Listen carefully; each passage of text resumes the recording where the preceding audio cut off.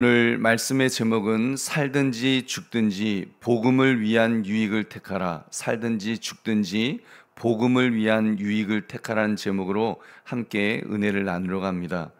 여러분, 살든지 죽든지 복음을 위한 유익을 택하라. 여러분, 사실 바울이 이 말씀을 이런 고백을 지하 감옥에서 고백할 때, 여러분, 지하 감옥, 그 고대 근동의 지하 감옥 그 속에서 고백할 때 이 말씀이 주는 무게를 여러분 느낄 수가 있지 않습니까? 여러분, 정말 이 고백은 살든지 죽든지 복음을 위한 유익을 택하라. 여러분, 이 말씀의 무게에는 복음을 위해 죽는 것이 최고의 희생이라고 말하는 정도의 그런 고백이 아닙니다.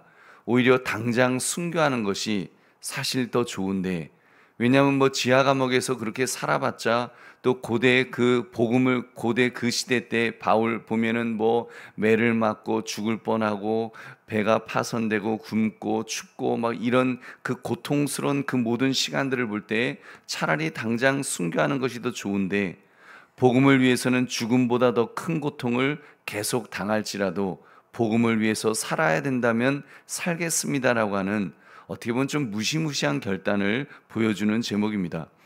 여러분, 그렇게 볼 때 여러분은 하나님 앞에서 어느 정도의 결단을 할 수 있으십니까? 오늘 말씀 살든지 죽든지 복음을 위한 유익을 택하라, 이 제목을 가지고 나의 헌신의 강도를 점검하시는 이 새벽 되시기를 주님의 이름으로 축원합니다. 오늘 본문의 내용을 자세히 살펴보겠습니다. 바울은 하나님께서 원하시면 어떤 형태의 구원이든 이룰 수 있음을 그는 믿는 그런 사람이었습니다. 그래서 지금 비록 감옥에 갇힌 신세였지만 장래의 자유의 신분이 될 수도 있고, 하나님께서 원하시면 나를 다시 풀어주시겠지, 또 이런 마음과 또 하나님의 뜻이라면 당장 생을 마감하게 만들 수도 있다, 이 확신을 그는 가지고 있었습니다. 한마디로 그는 죽는 것이 두렵지 않은 그런 사람이었습니다. 여러분, 바울은 무엇이 자신의 죽음보다 더 유익하다고 말했습니까? 우리 21절의 말씀을 같이 읽겠습니다. 시작. 이는 내게 사는 것이 그리스도니 죽는 것도 유익함이라. 아멘. 자기에게 사는 것이 그리스도이기 때문에, 그리스도가 자기 안에서 살고 계시기 때문에 그리스도를 위해서 산다면 그것이 죽음보다 더 유익하다고 이렇게 말할 것입니다. 이때 여러분, 산다는 것이 죽음에서 구출되었다는 그냥 단순한 그런 의미로, 요즘 우리가 예를 들면 암이 걸리고 죽을 병이 걸렸는데 그냥 다시 살아났다, 저는 그 정도 의미라고 생각이 들지 않습니다. 그냥 우리 보통 죽을 뻔했다가 어휴 살았네 하는 이런 식의 삶. 여러분, 어떻게 보면 요즘 죽고 싶어 하는 사람이 누가 있습니까? 다 살고 싶어 하지. 요즘은 살만하거든요. 사실 지금은 여러분 좀 어려워도 살만한 것 같고, 여러분 병이 들어도 심지어 다 진통제 맞으면서, 아프면 진통제 맞고 이러면서도 사람이 살고 싶지만, 정말 감당할 수 없는 고통만 계속된다면 여러분, 누가 살고 싶어 하겠습니까? 차라리 죽는 게 낫지, 이제 이런 마음을 갖죠. 여러분, 그것처럼 죽는 것보다 더 끔찍한 고통, 순교보다 더 끔찍한 고통 중에 살아야 한다고 할지라도 그리스도를 위해서는 나는 감당하겠습니다라는 것이 지금 바울의 고백인 줄로 믿습니다. 바울은 지금 지하 감옥에 갇혀서 언제 풀려날지 그런 기약도 없고, 정말 사람같이 사는 것이 아니라 사람 짐승만도 못한 그런 삶을 살면서 지금 그는 이 고백을, 그래도 하나님이 나를 그냥 살게 하시면 나는 그래도 살겠습니다라고 그는 말하는 것입니다. 바울은 빌립보 교회 성도들을 위해서 어떤 결정을 내렸다고 했습니까? 24절을 같이 읽겠습니다. 시작. 내가 육신으로 있는 것이 너희를 위하여 더 유익하리라. 아멘. 여러분, 바울은 말하는 겁니다. 끝내 육신으로 남아 있는 편을 택했다. 이게 우리가 요즘으로 생각하면은 그렇지, 사람이 바울이 죽고 싶게 해서 살고 싶지, 이렇게 보이지만, 사실 여러분, 초대교회 이때는 심지어 그 순교가 유행처럼 이렇게 번질 정도로 차라리 죽는 것이 더 나으니까, 사실 그 당시 고대의 삶이 사는 것처럼 사는 게 아니기 때문에 노예로 살고 그랬던 사람들은 노예로 그렇게 그 생명을 유지하는 유지하는 것보다는 차라리 영광스럽게 죽는 것이 더 낫습니다라고 그렇게 고백하는 그런 사람들도 있었던 그 시대였다는 것입니다. 그런 시대에 그런 육신으로 남아있는 편을, 사는 편을 택하는 것, 그것은 무시무시한 결단이었다고 그렇게 보여집니다. 죽을 만큼 고통스러운 삶이 죽지 않고 계속 반복되어야 할지 모르는 삶, 그것은 보통 말하는 삶이라고 보이지 않습니다. 죽음보다 더 끔찍한 삶이었겠지요. 근데 바울은 빌립보 교인들에게 더 유익하기 때문에 그 길을 택하겠다. 어떻게 보면은 살아서 계속되는 그 고통을 자기가 감당하겠다고 하는 그 고백을 그는 하고 있습니다. 그래서 죽는 것이 더 좋지만 자기는 그 길을 택하겠다는 것입니다. 그 길이 그리스도와 함께하는 것이요, 지금은 빌립보 교회 성도들을 비롯해서 믿는 사람들의 진보를 감당해야 하기 때문에, 진보를 감당할 수 있는 일이기 때문에 그는 그것을 택하였습니다. 여러분, 바울은 그렇게 귀한 결정을 내린 것입니다. 하고 싶은 일과 해야만 하는 일 사이에서 깊이 고민했을 바울의 값진 결정, 여러분 이것이 얼마나 멋집니까?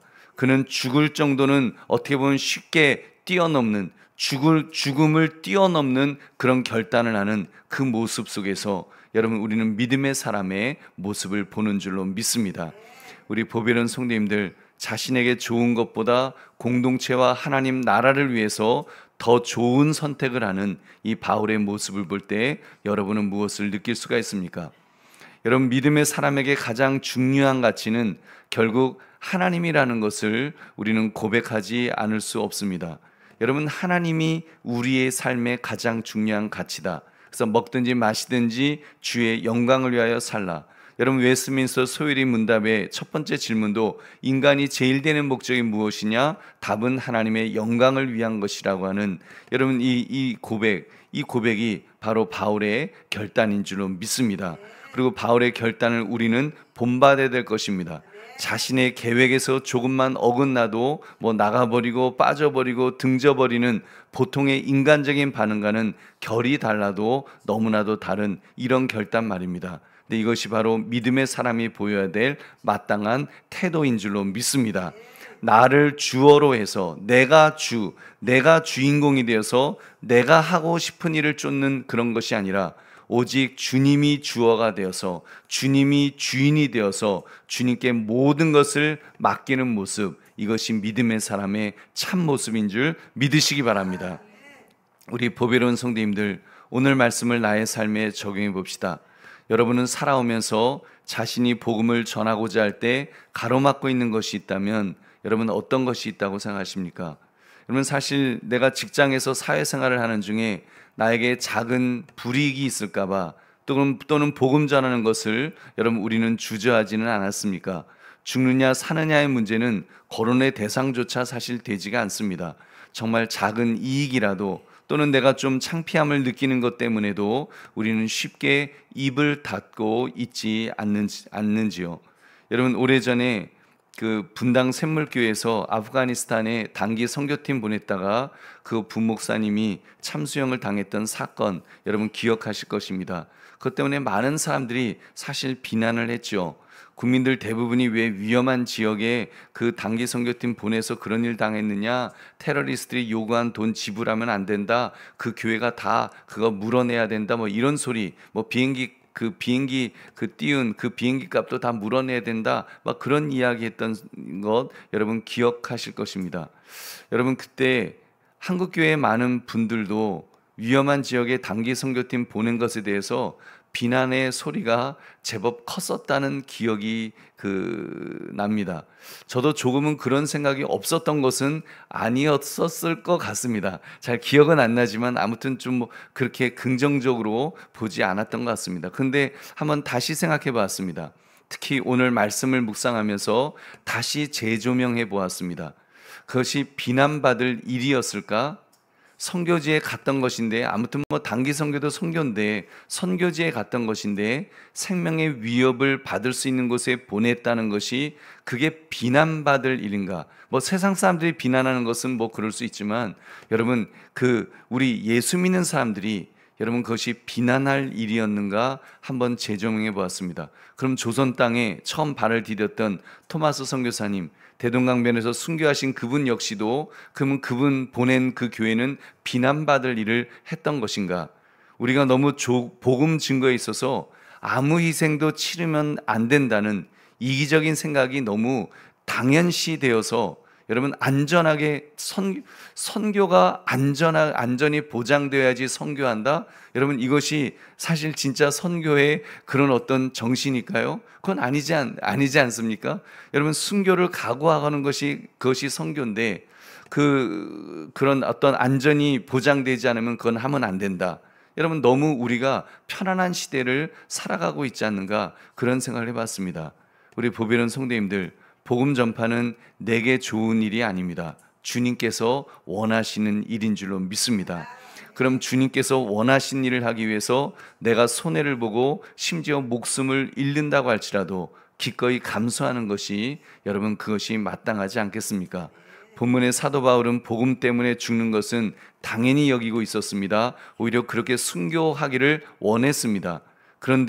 그러나 사실 오죽하면 바울이 죽기를 원했겠습니까? 너무 고통스럽고 사는 것이 너무 힘드니까 그런 핍박당하는 것이 너무 힘드니까 그래서 차라리 빨리 죽기를 바랬던 것이 아니겠습니까? 그러나 주님께서 자기에게 시키실 일이 있다면 또 기꺼이 그것도 감당하겠다고 하는 주님의 복음을 증거하는 일이면 그 고통의 시간이 더 연장되는 것조차 감수하겠다고 하는 그런 바울의 고백이 아니냐는 말입니다. 여러분 그러므로 살든지 죽든지 복음을 위한 유익을 택하라 이 제목처럼 정말 우리는 주님을 위해서는 그 어떤 희생도 각오하리라 그게 결단할 수 있는 저와 여러분 되시기를 주님의 이름으로 축원합니다.